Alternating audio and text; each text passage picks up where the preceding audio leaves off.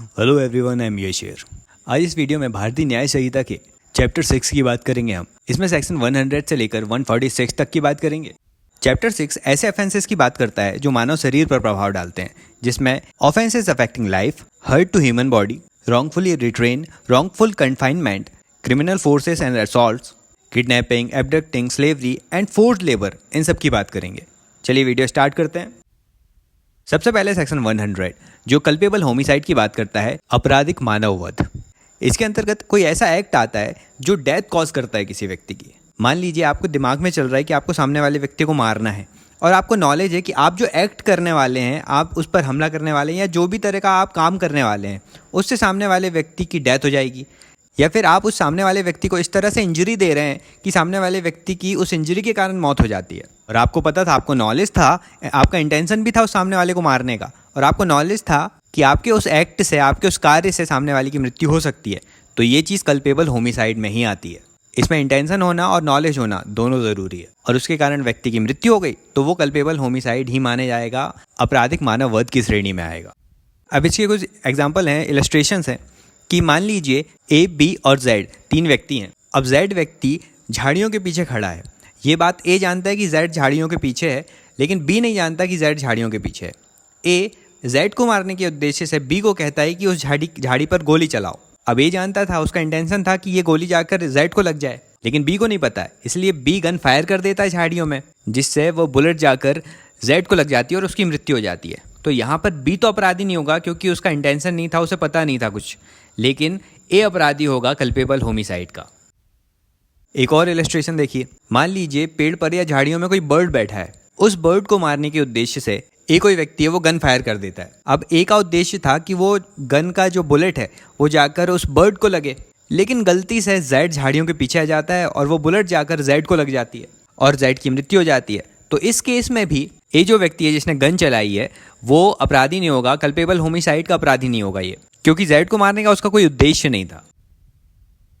अब इसमें कुछ एक्सप्लेनेशन है। पहला, एक्सेलरेटिंग डेथ। इसका मतलब है कि यदि आप कोई ऐसा काम कर देते हैं जिससे सामने वाले को मृत्यु कारित होने की स्पीड बढ़ जाती है, डेथ फास्टन कर देते हैं आप सामने वाले की। मतलब मान लीजिए किसी व्यक्ति को चाकू लगा हुआ है और आप उस चाकू को और ज़्यादा ट्विस्ट करके खींच के बाहर निकाल देते हैं, जिसके कारण रक्त का प्रवाह और बढ़ जाता है बाहर की ओर, तो खून की कमी से सामने वाले की मृत्यु होना और फास्ट हो जाता है। तो आपने उसकी डेथ को एक्सेलरेट कर दिया, इसलिए आप कल्पेबल होमिसाइड के दोषी होंगे, आपको सज़ा मिलेगी।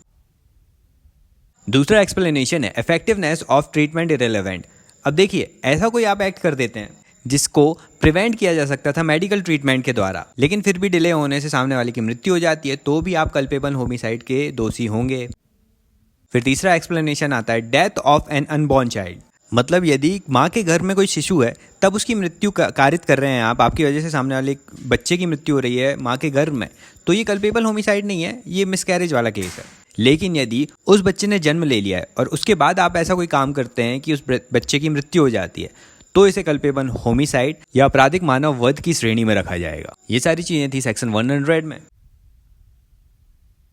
आगे आता है सेक्शन 101, मर्डर या मृत्यु।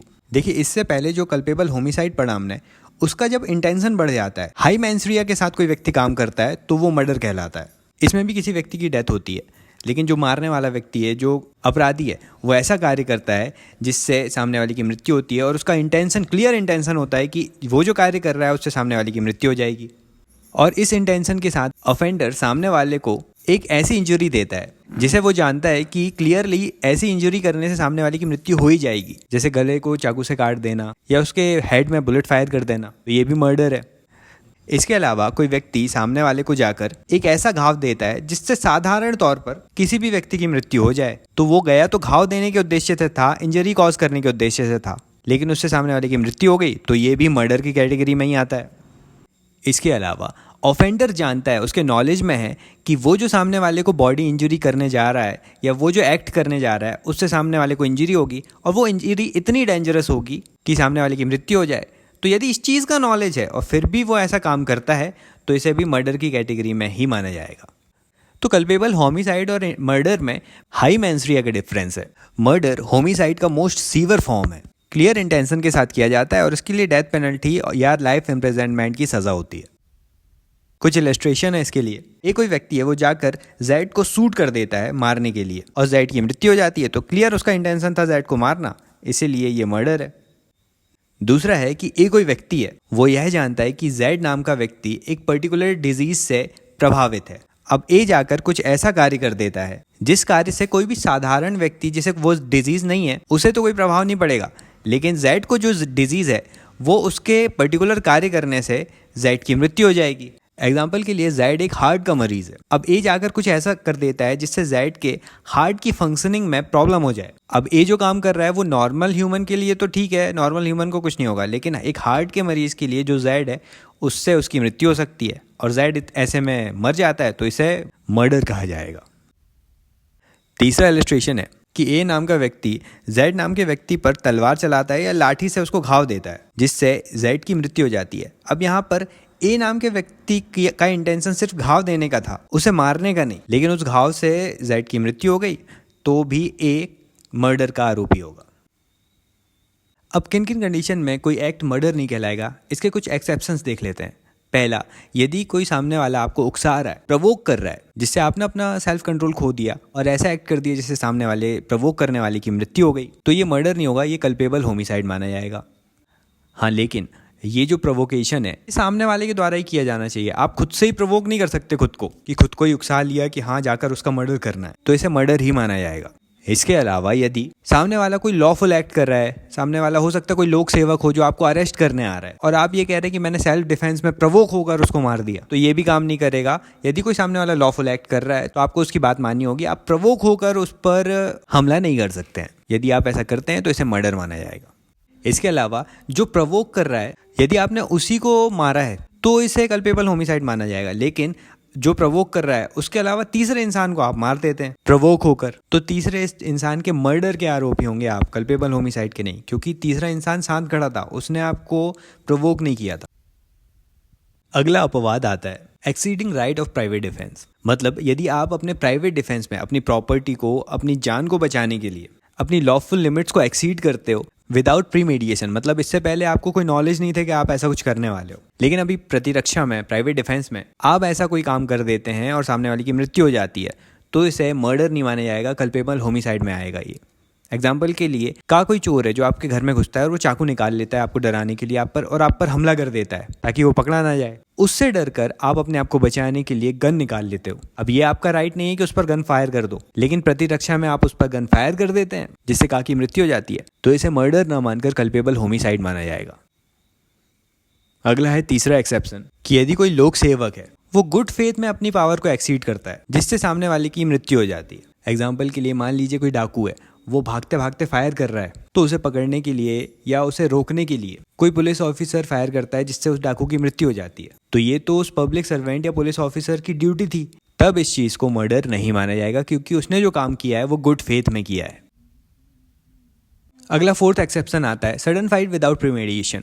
मतलब आपको कोई पहले अंदाजा नहीं था और दो लोगों के बीच सडनली फाइट स्टार्ट हो जाती है। मान लीजिए आप स्ट्रीट पर जा रहे हो, किसी ने आपको गुस्से में कुछ बोल दिया और फाइट स्टार्ट हो जाए। अब इस लड़ाई का दोनों में से किसी को अंदाजा नहीं था। अब लड़ाई के लिए यहाँ किसी ने भी उकसाया हो, आपने या सामने वाले किसी ने भी उकसाया हो, लेकिन उसी बीच आपके हाथ से कुछ ऐसा एक्ट हो जाता है जिससे सामने वाले की मृत्यु हो जाती है, तो सडनली हुई फाइट है, इसमें कोई प्रीमेडिएशन नहीं है, आपको और सामने वाले को पहले से कोई अंदाजा नहीं था इस चीज़ का, इसीलिए यह मृत्यु नहीं बल्कि कल्पेबल होमिसाइड में आएगा।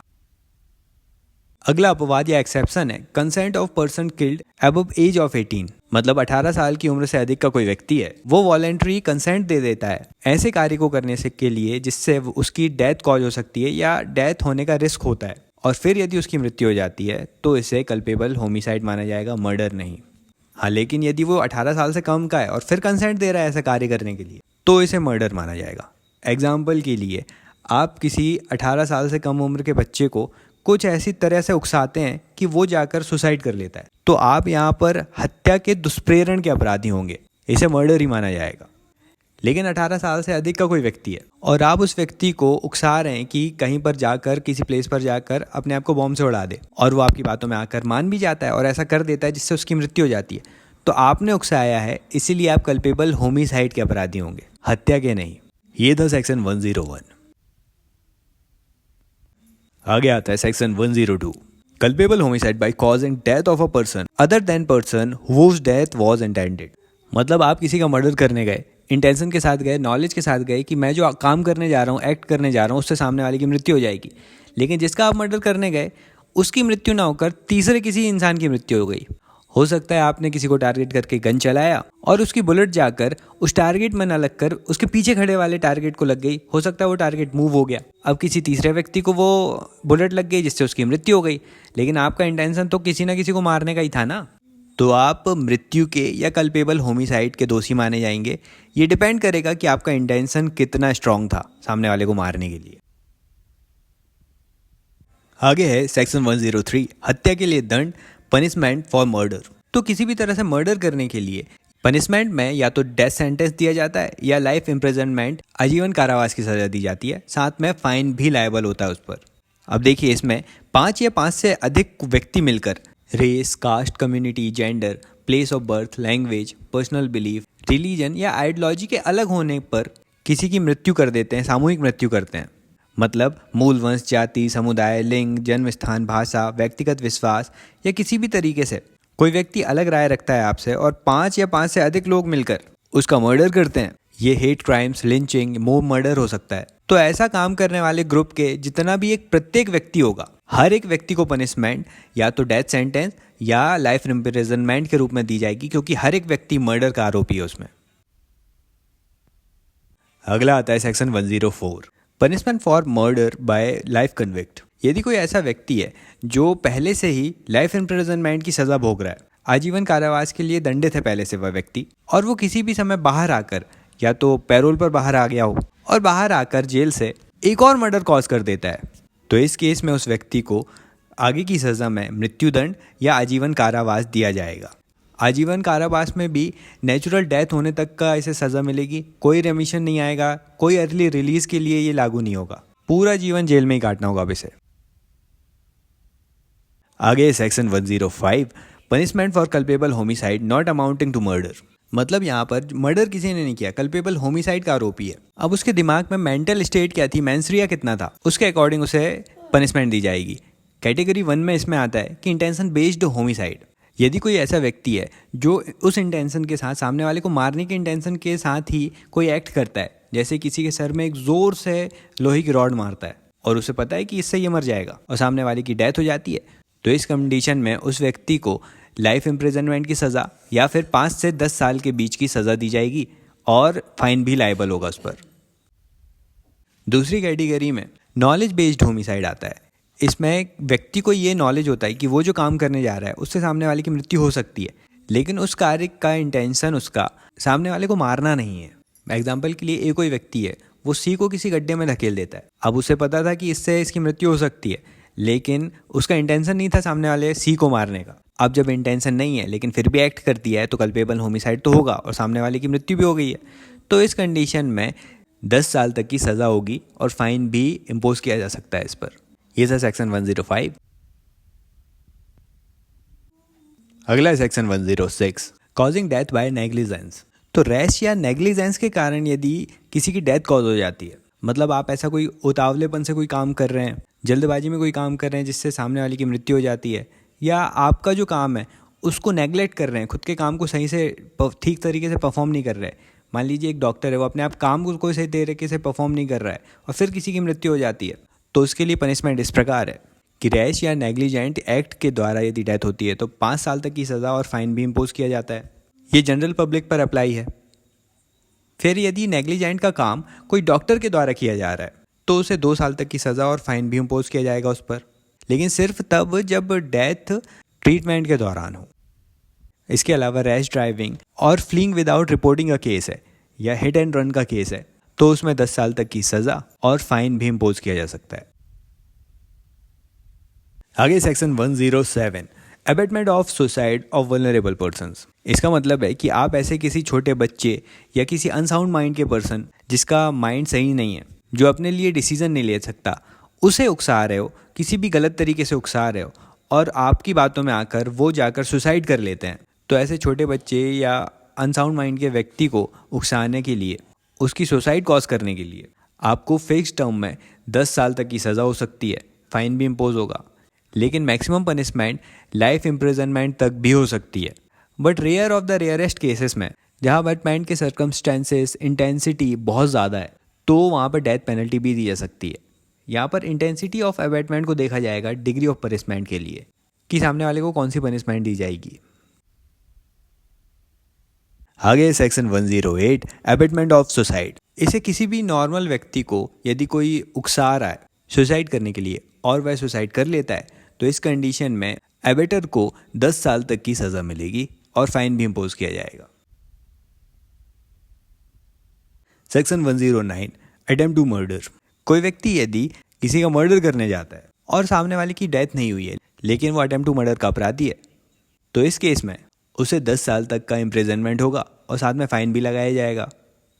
लेकिन उसने जो कार्य किया यदि उस चीज़ से सामने वाला हर्ट हो जाता है, इंजर हो जाता है, भले ही मरा नहीं है लेकिन हर्ट हो जाता है, इंजर हो जाता है, तो उसे 10 साल तक की सज़ा तो होनी है लेकिन लाइफ इम्प्रिजनमेंट की भी मैक्सिमम सज़ा दी जा सकती है। तीसरी कंडीशन में यदि ऑफेंडर कोई लाइफ कन्विक्ट है, मतलब जिसे पहले से ही लाइफ इम्प्रिजनमेंट की सज़ा मिली हुई है, तो उसे आगे फिर से उस पर केस चलेगा और उसे डेथ पेनल्टी भी दी जा सकती है या लाइफ इम्प्रिजनमेंट भी दिया जा सकता है। आगे सेक्शन 110 या 110 attempt to commit culpable homicide.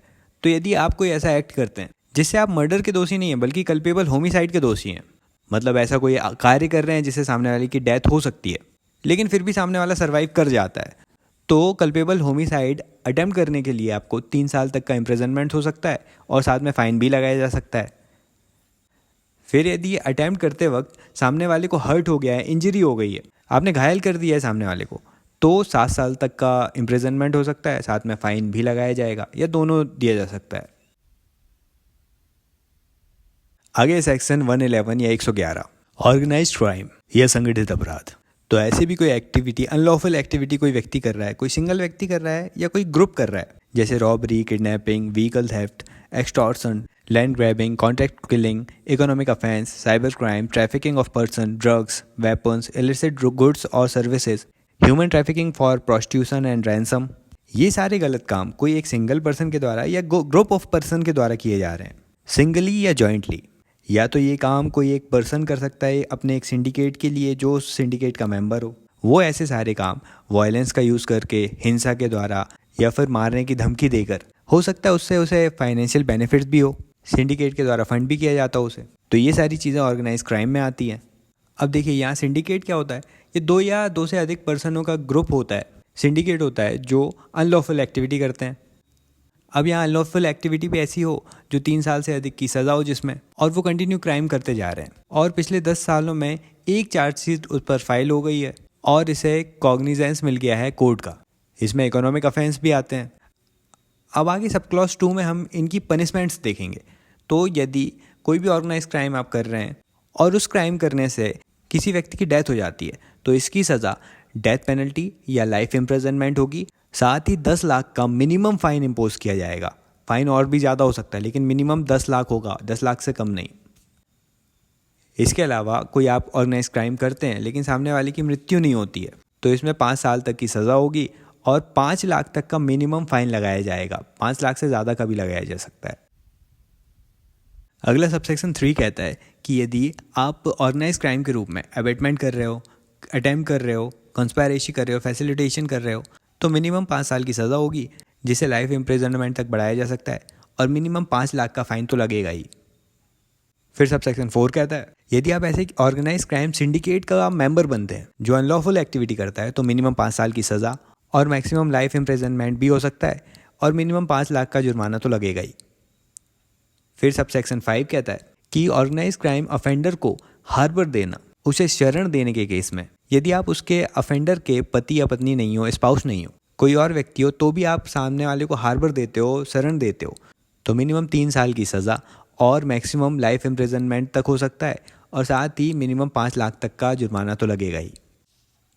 अगला सबसेक्शन 6 है।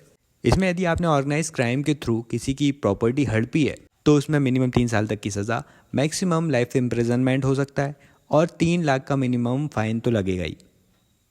फिर सबसेक्शन 7 है कि आप किसी क्रिमिनल सिंडिकेट के मेंबर हैं और आपके पास ऐसी कोई प्रॉपर्टी है जिसका डेटा आपके पास नहीं है कि वो प्रॉपर्टी आपको कहाँ से मिली, हो सकता है सिंडिकेट वालों ने ही आपको वो प्रॉपर्टी इलीगली दी हो और आपके पास प्रॉपर रिकॉर्ड नहीं है, तो आपको मिनिमम 3 साल तक की सज़ा होगी। इसे और ज़्यादा 10 साल तक बढ़ाया जा सकता है और मिनिमम 1 लाख का जुर्माना लगाया जाएगा। आगे सेक्शन 112 112 पेटी ऑर्गेनाइज क्राइम या छोटे संगठित अपराध। तो आप यदि किसी टोली के सदस्य हैं या फिर ऐसे ग्रुप या गैंग के मेंबर हैं जो सिंगली या जॉइंटली छोटे मोटे क्राइम जैसे चोरी करना, स्नैचिंग करना, ब्लैक में टिकट बेचना, छल करना, शर्त लगाना, जुआ खेलना, प्रश्न पत्रों के विक्रय करना, ऐसे छोटे मोटे अपराधों में संलिप्त हैं, तो इस केस में पनिशमेंट मिनिमम 1 साल की और मैक्सिमम 7 साल की हो सकती है। साथ ही फाइन भी इम्पोज किया जाएगा। आगे सेक्शन 113 टेररिस्ट एक्ट आतंकवादी कृत्य। तो यदि कोई भी व्यक्ति ऐसा कोई कार्य करता है जो भारत की एकता, अखंडता, संप्रभुता, सुरक्षा और आर्थिक सुरक्षा या भारत में या किसी विदेश में भी वहाँ की जनता या जनता के किसी वर्ग को आतंक फैलाने, आतंकित करने की संभावना से किया जाता है वो एक्ट, तो इसे टेररिस्ट एक्ट कहेंगे। अब इसमें कौन कौन सी चीज़ें आ जाती हैं टेररिस्ट एक्ट में? पहला है कि बॉम्ब्स के माध्यम से, एक्सप्लोजिव के माध्यम से, इन्फ्लेमेबल सब्सटेंसेस के माध्यम से, fire arms, lethal weapon, gases, hazards biological weapons, radio active, nuclear substance आदि के माध्यम से यदि कोई व्यक्ति सामने वाले को इंजरी दे रहा है, सामने वाले की मृत्यु कॉज कर रहा है या उसकी प्रॉपर्टी को लॉस, डैमेज या डिस्ट्रक्ट कर रहा है या फिर भारत की आर्थिक स्थिति को प्रभावित करने के लिए जाली नोट बना रहा है, इंडियन रूपी का कूटकरण कर रहा है, जाली नोट बना रहा है, उनकी तस्करी कर रहा है, या फिर भारत के प्रतिरक्षा प्रणाली या गवर्नमेंट के द्वारा यूज़ की जाने वाली प्रॉपर्टीज़ को या विदेश के किसी भी कंट्री की ऐसी प्रॉपर्टी जो उसके डिफेंस या गवर्नमेंट से रिलेटेड है उन्हें डिस्ट्रक्ट करने का प्रयास कर रहा है, डैमेज कर रहा है, तो ये सारी चीज़ें टेररिस्ट एक्टिविटी में आती हैं। दूसरा है कि अपने क्रिमिनल फोर्सेस दिखाकर आपराधिक बल के माध्यम से किसी पब्लिक फंक्शनरी या पब्लिक ऑफिशियल को डेथ कॉज करना, उसे मारना, इंजरी पहुंचाना, ये भी टेरर एक्ट है।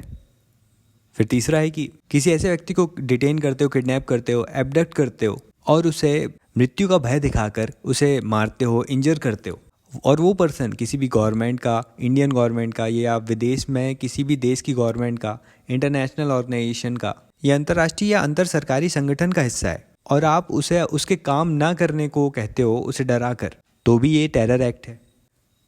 अब यहाँ पर स्पष्टीकरण में है कि लोक कृत्यकारी या पब्लिक फंक्शनरी कौन होता है। तो ऐसा कोई भी व्यक्ति जो संवैधानिक प्राधिकारी या केंद्र सरकार द्वारा राजपत्र में लोक कृत्यकारी के रूप में अधिसूचित है, उसे पब्लिक फंक्शनरी कहते हैं। और काउंटरफीट इंडियन करेंसी का मतलब है इंडिया में नकली नोट बना रहा और उसे इंडिया के अंदर सर्कुलेट करना। अब इन सब टेररिस्ट एक्ट के लिए पनिशमेंट कौन कौन सी हैं, तो ये सबसेक्शन 2 में दिया हुआ है कि इन एक्टिविटी से यदि किसी की मृत्यु हो जाती है तो उस टेररिस्ट को या तो मृत्यु दंड या डेथ पेनल्टी दी जाएगी या फिर लाइफ इम्प्रिजनमेंट दिया जा सकता है और फाइन भी इम्पोज किया जाएगा। और यदि उसकी एक्टिविटी से किसी की मृत्यु नहीं हो रही है तो मिनिमम 5 साल की सज़ा या मैक्सिमम लाइफ इम्प्रिजनमेंट दिया जा सकता है, साथ ही फाइन भी इम्पोज किया जाएगा उस पर। सबसेक्शन 3 कहता है कि ऐसे कोई भी टेररिस्ट एक्ट के लिए यदि कोई सामने से उकसा रहा है, दुष्प्रेरण कर रहा है, षड्यंत्र कर रहा है, इस चीज़ के लिए पक्षपोषण कर रहा है, सलाह देता है, मतलब कंस्पायरेसी करता है, अटेम्प्ट करता है, एडवोकेसी करता है, फैसिलिटेट करता है टेररिस्ट एक्ट को, तो किसी भी तरह से इस तरह के काम करता है तो उस व्यक्ति को मिनिमम 5 साल तक की सज़ा और मैक्सिमम लाइफ इम्प्रिजनमेंट हो सकता है, साथ ही फाइन भी इम्पोज किया जाएगा उस पर। सबसेक्शन 4 कहता है कि यदि कोई व्यक्ति टेररिस्ट एक्टिविटी के लिए कैंप को ऑर्गेनाइज करता है या रिक्रूट करता है लोगों को उस एक्टिविटी के लिए, तो उस व्यक्ति को मिनिमम 5 साल तक की जेल या मैक्सिमम लाइफ इम्प्रिजनमेंट दिया जाएगा और फाइन भी इम्पोज किया जाएगा उस पर। Subsection 5 punishment of membership of terrorist organisation की बात करता है। यदि कोई व्यक्ति टेररिस्ट ऑर्गेनाइजेशन का हिस्सा देखा जाता है तो उसके मेंबर को लाइफ इम्प्रिजनमेंट तक की सज़ा दी जाएगी और जुर्माना भी लगेगा। सबसेक्शन 6 में यदि कोई व्यक्ति एक टेररिस्ट को हार्बर देता है, आश्रय देता है या छुपाता है तो उसे मिनिमम 3 साल तक की सज़ा और मैक्सिमम लाइफ इम्प्रिजनमेंट भी हो सकता है और जुर्माना भी लगेगा उस पर। सबसेक्शन 7 कहता है कि यदि कोई टेररिस्ट है और उसे टेररिस्ट एक्टिविटी के माध्यम से कोई प्रॉपर्टी मिली है और उसे पकड़ लिया गया तो उसे लाइफ इम्प्रिजनमेंट तक की सज़ा मिलेगी और जुर्माना भी लगेगा। अब यहाँ एक एक्सप्लेनेशन दिया गया है कि कोई भी टेररिस्ट यदि पकड़ाता है तो उस पर भारतीय न्याय संहिता के सेक्शन 113 के अनुसार केस रजिस्टर होगा या फिर अनलॉफुल एक्टिविटी प्रिवेंशन एक्ट 1967 के अधीन उस पर मामला दर्ज किया जाएगा। तो यह डिसाइड करने का काम पुलिस अधीक्षक या सुपरिटेंडेंट ऑफ पुलिस या एसपी का होगा, या उससे हायर अथॉरिटी पे जो पुलिस ऑफिशियल मौजूद है उसके द्वारा ये डिसाइड किया जाएगा कि किस एक्ट के थ्रू टेररिस्ट पर केस दर्ज किया जाएगा। आगे सेक्शन 114 उपहति या हर्ट। तो किसी भी व्यक्ति को पेन देना, शारीरिक पीड़ा देना या डिजीज, रोग कॉज करना, इन्फर्मिटी या अंग शैथिल्यता प्रदान करना, ये सभी हर्ट की श्रेणी में आते हैं। आगे सेक्शन 115 में स्वेच्छा उपहति कारित करना या वॉलंटरीली कॉजिंग हर्ट की बात करते हैं। तो यदि कोई व्यक्ति जानबूझकर सामने वाले को हर्ट कर रहा है, इस तरह से एक्ट करता है कि सामने वाले को हर्ट हो जाता है, और उस व्यक्ति को नॉलेज था कि वो जो एक्ट करने जा रहा है वो सामने वाले को हर्ट ज़रूर करेगा, उसका इंटेंशन भी हर्ट करने का था, तो ऐसी कंडीशन में उसे 1 साल तक की सज़ा और 10,000 रुपये तक का फाइन भी उस पर इम्पोज किया जा सकता है, या दोनों ही लगाए जा सकते हैं। हाँ, लेकिन ये जो हर्ट करने का एक्ट है ये सेक्शन 122 के सबसेक्शन 1 में जो प्रोविज़न दिए गए हैं उसके अंतर्गत नहीं आना चाहिए। इसे हम आगे देखेंगे। आगे सेक्शन 116 घोर उपहति या ग्रीवियस हर्ट। तो ये 8 तरह से कोई भी इंसान ग्रीवियसली हर्ट हो सकता है। पहला है इमैस्कुलेशन या पुंसवत्व हरण, मतलब किसी भी एक्ट के द्वारा मेल के रिप्रोडक्टिव एबिलिटी को डिस्ट्रक्ट करना या उसे रिमूव करना। दूसरा है 2 में से किसी भी एक नेत्र को परमानेंटली डैमेज करना या आई साइट का लॉस हो जाना। तीसरा है दोनों में से किसी भी कान की श्रवण शक्ति का स्थायी रूप से विच्छेद हो जाना, मतलब सुनने की क्षमता का परमानेंटली लॉस होना। फोर्थ है लॉस ऑफ एनी मेंबर और जॉइंट, मतलब अंग में जो जॉइंट्स उपस्थित हैं उसमें विकृति विच्छेद आ जाना। डिस्ट्रक्शन और permanent impairment of function of any member और जॉइंट, मतलब जॉइंट्स का, उनकी शक्तियों का नाश हो जाना या स्थायी रूप से ह्रास हो जाना। सिक्स्थ है परमानेंट डिसफिगरमेंट ऑफ हेड और फेस, मतलब चेहरे का या मस्तिष्क में हेड का परमानेंटली डिसफिगर हो जाना, बहुत ज़्यादा क्षति पहुंचना। सेवंथ है फ्रैक्चर और डिसलोकेशन ऑफ बोन और टूथ, मतलब दांतों का टूट आना, बोन का टूट आना, हड्डी टूटना। एट्थ है कि ऐसा कोई घाव जो जीवन पर संकट डाले या फिर 15 दिन तक के लिए किसी भी व्यक्ति को शारीरिक पीड़ा दे दे जिससे वह अपने रोज के कामकाज ना कर पाए, तो ये भी ग्रीवियस हर्ट आता है। ये 8 चीज़ें हैं, वो यदि किसी एक्ट के कारण हो रही हैं तो उसे कहा जाता है कि ये ग्रीवियसली हर्ट करने वाला एक्ट है। आगे सेक्शन 117 इन्हीं सारे ग्रीवियस हर्ट्स के लिए सज़ा सुनाता है। यदि किसी व्यक्ति ने इंटेंशनली और नॉलेज के साथ ऐसा एक्ट किया है जो सामने वाले को ग्रीवियसली हर्ट कर रहा है, तो इसे वॉलंटरीली कॉजिंग ग्रीवियस हर्ट कहा जाता है। सबसेक्शन 2 कहता है कि ऐसा कार्य करने वाले व्यक्ति को 7 साल तक की सज़ा और जुर्माना भी लगेगा। हाँ, लेकिन उसके द्वारा किया गया एक्ट सेक्शन 122 के सबसेक्शन 2 के अंतर्गत नहीं आना चाहिए। सबसेक्शन 3 आता है जो कहता है कि यदि कोई ऐसा एक्ट कर रहा है जिससे सामने वाले को परमानेंट डिसेबिलिटी कॉज हो जा रही है, परमानेंट वेजिटेटिव स्टेट में चला जा रहा है सामने वाला, या तो पूरी तरह विकलांग हो गया या कंटिन्यू विकृतशील दशा में चला गया हुआ व्यक्ति, तो ऐसे अपराध के लिए मिनिमम 10 साल का रिगरस इम्प्रिजनमेंट दिया जाएगा और लाइफ इम्प्रिजनमेंट तक भी बढ़ाया जा सकता है इसे, जब तक कि उसकी नेचुरल डेथ ना हो जाए। आगे सबसेक्शन 4 कहता है कि जहां 5 या उससे अधिक व्यक्ति या कोई एक समूह मिलकर किसी एक व्यक्ति को जाति, लिंग, धर्म, मूल वंश, जन्म स्थान, भाषा, व्यक्तिगत विश्वास या किसी समरूप आधार पर, मतलब race, caste, community, sex, place of birth, language, personal belief आदि के बेस पर सामने वाले को ग्रीवियसली हर्ट करते हैं, मारते हैं, तो उस ग्रुप के हर एक व्यक्ति को 7 साल तक का इम्प्रिजनमेंट और जुर्माना भी साथ में लगेगा। आगे सेक्शन 118 वॉलंटरीली कॉजिंग हर्ट और grievous hurt by dangerous weapon और मीन्स। इसका सबसेक्शन 1 कह रहा है कि सेक्शन 122 के सबसेक्शन 1 को छोड़कर यदि कोई व्यक्ति ऐसा एक्ट करता है कि वो किसी कटिंग एज वेपन के माध्यम से या आक्रामक हथियार से, फायर या हीटेड सब्सटेंस के माध्यम से, पॉइजन देकर या कोरोसिव सब्सटेंस देकर, एक्सप्लोजिव या विस्फोटक सब्सटेंस के माध्यम से किसी भी मानव शरीर को हानि पहुंचाता है, उसे कोई भी टॉक्सिक सब्सटेंस इनहेल करने के लिए मजबूर करता है या खाने के लिए बोलता है जो शायद जाकर उसकी बॉडी में एब्जॉर्ब हो जाए, या किसी एनिमल के थ्रू सामने वाले को हर्ट करता है, तो नॉर्मली सामने वाले को हर्ट करने वाले व्यक्ति को 3 साल तक के इम्प्रिजनमेंट और 20,000 रुपये तक के फाइन की सज़ा दी जाएगी, या दोनों भी एक साथ दिया जा सकता है। इसका सबसेक्शन 2 कहता है कि यदि सबसेक्शन 1 में दिए गए जितने भी कार्य हैं उनके माध्यम से कोई किसी व्यक्ति को नॉर्मल हर्ट ना करके ग्रीवियसली हर्ट करता है तो उसके लिए पनिशमेंट ज़्यादा है। इसमें 1 से 10 साल तक का इम्प्रिजनमेंट दिया जा सकता है, साथ में फाइन भी लगाया जाएगा और यह सज़ा लाइफ इम्प्रिजनमेंट तक भी बढ़ सकती है। अगला है सेक्शन 119, वॉलंटरी कॉजिंग हर्ट और grievous hurt to extort property और to constrain to an illegal act. मतलब आप सामने वाले को वॉलंटरीली हर्ट कर रहे हो, खुद की मर्जी से हर्ट कर रहे हो इंटेंशन के साथ, और उस पर्सन के या उस पर्सन से रिलेटेड किसी पर्सन के प्रॉपर्टी को एक्सटॉर्ट कर लेते हो, हड़प लेते हो, या उसकी कोई वैल्यूएबल सिक्योरिटी है, मूल्यवान प्रतिभूति है, उसे हड़प लेते हो। तो इस प्रॉपर्टी हड़पने वाले केस में यदि सामने वाला नॉर्मली हर्ट हुआ है तो आपको 10 साल तक का इम्प्रिजनमेंट होगा, साथ में जुर्माना भी लगेगा। और यदि सामने वाला व्यक्ति ग्रीवियसली हर्ट हो गया है, बहुत ज़्यादा क्षति पहुंच गई है उसको, तो आपको 10 साल तक का इम्प्रिजनमेंट, साथ में फाइन भी लगेगा और यह सज़ा लाइफ इम्प्रिजनमेंट तक बढ़ाई जा सकती है। आगे है सेक्शन 121, वॉलंटरीली कॉजिंग हर्ट और grievous hurt to deter public servant from his duty. देखिए, कोई भी पब्लिक सर्वेंट है या कोई भी पुलिस ऑफिसर है, वो यह कहकर आपको हर्ट नहीं कर सकता कि वो अपनी ड्यूटी फॉलो कर रहा है। यदि अपनी ड्यूटी फॉलो करने के उसमें भी वह कोई ऐसा एक्ट कर देता है जिससे आप हर्ट हो जाते हो, तो उस पब्लिक सर्वेंट को 5 साल तक की जेल होगी और फाइन भी इम्पोज किया जाएगा उस पर, या दोनों एक साथ लगाए जा सकते हैं। आगे सबसेक्शन 2 कहता है कि यदि पब्लिक सर्वेंट या पुलिस ऑफिसर ने ऐसा एक्ट किया जिससे आपको ग्रीवियसली हर्ट हो गया, बहुत ज़्यादा हर्ट हो गया, बहुत ज़्यादा इंजरी हो गई आपको, तो उस पब्लिक सर्वेंट को 1 से 10 साल तक की सज़ा होगी और फाइन भी इम्पोज किया जाएगा। तो पब्लिक सर्वेंट्स भी आप पर हाथ नहीं उठा सकते, आपको हर्ट नहीं कर सकते। अगला है सेक्शन 122, वॉलंटरीली कॉजिंग हर्ट और ग्रीवियस हर्ट ऑन प्रोवोकेशन। तो कोई व्यक्ति सामने वाले की बात से प्रवोक होकर उसे हर्ट करता है। अब ये सडन हुआ है ये चीज़ कि सामने वाले ने उसे उकसाया, जिससे वो प्रवोक हो गया, भड़क गया, जिसके चलते उसने सामने वाले को हर्ट कर दिया। अब ये नॉर्मल हर्ट करता है तो इसे 1 महीने का इम्प्रिजनमेंट और 5,000 रुपये तक का फाइन हो सकता है, या दोनों भी लगाए जा सकते हैं।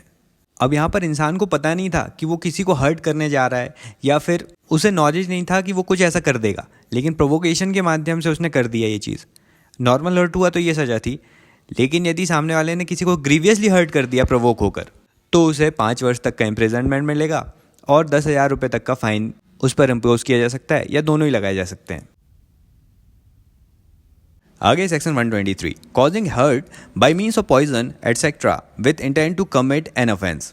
मतलब आपका इंटेंशन किसी व्यक्ति को पॉइजन दे के हर्ट करना है, मतलब कोई विष देना, संवेदन शून्य करने वाली नशे की चीज़ देना, उसे इंटॉक्सिकेट करना, या ऐसी कोई दवा देना जो उसके लिए स्वास्थ्य करना हो।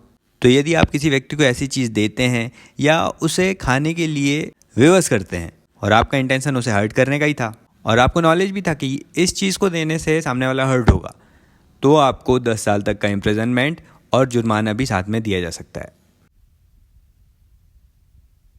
आगे section 124, voluntarily causing grievous hurt by use of acid etcetera. ये एसिड अटैक की बात करता है। यदि कोई व्यक्ति सामने वाले व्यक्ति पर एसिड अटैक करके, अम्ल फेंक कर, एसिड उसे देकर या इसी प्रकार के साधनों के माध्यम से सामने वाले को स्थायी या आंशिक नुकसान पहुंचाता है, जिसके कारण उसके अंग विकार हो जाता है, वो जल जाता है या विकलांग हो जाता है। जैसे एसिड अटैक विक्टिम्स का पूरा चेहरा ही एक अलग शेप ले लेता है। तो ये किसी भी व्यक्ति को अम्ल या एसिड के माध्यम से विकृतशील दशा में डालना होता है। अब किसी ने ये काम किया और सामने वाला हर्ट हो गया, तो उस व्यक्ति को मिनिमम 10 साल तक की सज़ा हो सकती है, लेकिन इस सज़ा को लाइफ इम्प्रिजनमेंट तक भी बढ़ाया जा सकता है। साथ ही जुर्माना भी लगाया जाएगा ताकि जो विक्टिम है उसके सारे मेडिकल एक्सपेंसेस कवर हो सकें। इसका सबसेक्शन 2 कहता है कि यदि किसी ने एसिड अटैक करने का या एसिड के माध्यम से सामने वाले को हर्ट करने का सिर्फ प्रयास किया है, वो हर्ट नहीं हुआ सामने वाला, उसने अटेम्प्ट किया है ऐसा, तो उस व्यक्ति को मिनिमम 5 साल से लेकर 7 साल तक की सज़ा होगी, साथ ही जुर्माना भी लगाया जाएगा उस पर। ऐसा अटेम्प्ट ही क्यों किया इंसान ने। आगे सेक्शन 125, एक्ट एंडेंजरिंग लाइफ और पर्सनल सेफ्टी ऑफ अदर्स।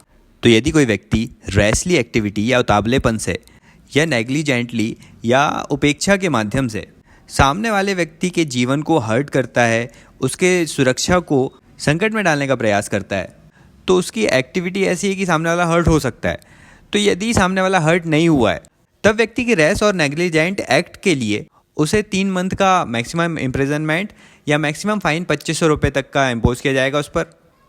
हाँ, लेकिन उसकी हरकतों के कारण सामने वाला हर्ट हो गया है तो मैक्सिमम इम्प्रिजनमेंट 6 मंथ का होगा और मैक्सिमम फाइन 5000 का उस पर इम्पोज किया जाएगा। फिर आगे यदि उसकी हरकतों के कारण सामने वाला व्यक्ति ग्रीवियसली हर्ट हो गया, बहुत ज़्यादा इंजरी हो गई है उसे, तो उसे मैक्सिमम इम्प्रिजनमेंट 3 वर्ष का दिया जाएगा और मैक्सिमम फाइन 10,000 रुपये तक लगेगा। ये था सेक्शन 125।